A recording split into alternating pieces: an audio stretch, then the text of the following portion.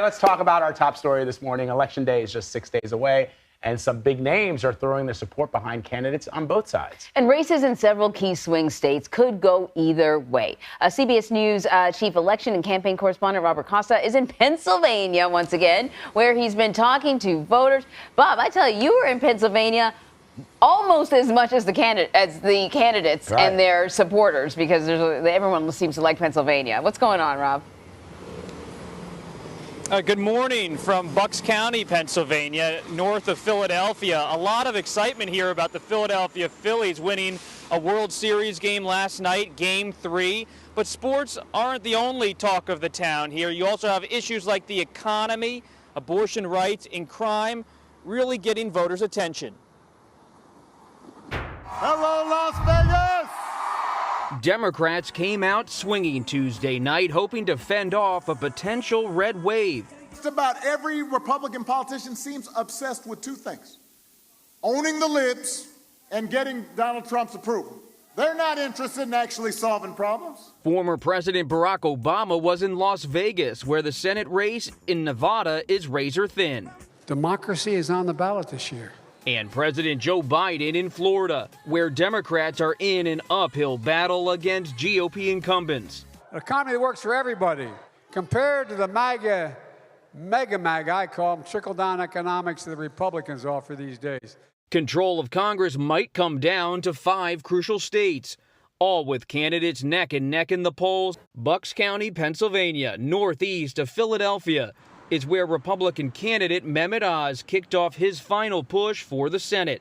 Are you happy with where America's headed? As Democratic opponent John Fetterman Tuesday reiterated that he is ready to serve as he recovers from a stroke. This campaign is all about anyone that's ever been knocked down, that has had to get back up. But it's the economy that has independent Chelsea Mitchell concerned. She owns this vintage vinyl store where inflation has become a broken record. Well, I can tell you that a copy of Abbey Road on vinyl used to cost like $24.99 and has jumped $5. I'm voting for whoever has the small town in mind.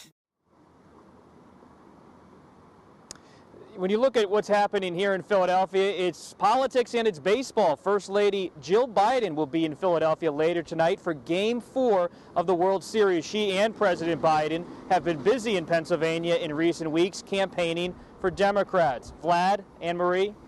Yeah, see, these World Series games, they're for people who don't have to get up like I do. It started at 8 o'clock last night. I had to go to bed like 2 hours before the game started. They're not for regular working people. But you have been talking to regular working people out there in Pennsylvania. Bucks County in particular, I think, is, it's a place where often politicians and people who cover politics go to check the temperature of voters. What are some of the issues that the people that you've spoken to, what are the issues that they say are important to them?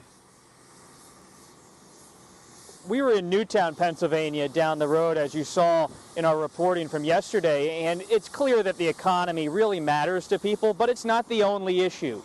Philadelphia nearby has struggled with crime. We heard a lot about that. And we heard about abortion rights and democracy. Some Democrats say they're really paying attention to that in Pennsylvania because the gubernatorial race features a candidate named State Senator Doug Mastriano, the Republican nominee. He was part of President Trump's efforts in 2020 to overturn the election, to block the certification of Joe Biden's election in Congress. And so democracy hovers over this race perhaps more than other particular states.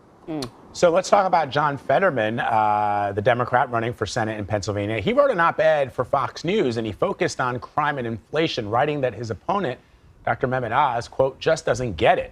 What do you make, Bob, of Fetterman using Fox as a way to get his message across? And we've seen that in the past. Tim Ryan and others have appeared on Fox, and generally the message is to make sure that the other side is hearing what they have to say.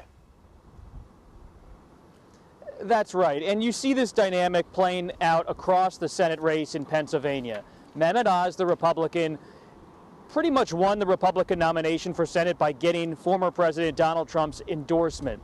But since winning the primary and snagging that endorsement, we've seen Mehmet Oz cast himself as a more centrist Republican, at least in terms of his tone. He doesn't talk about Donald Trump a lot on the campaign trail. He instead talks about Senator Pat Toomey, who has a base of conservatives as well as conservative and moderate voters in the suburbs.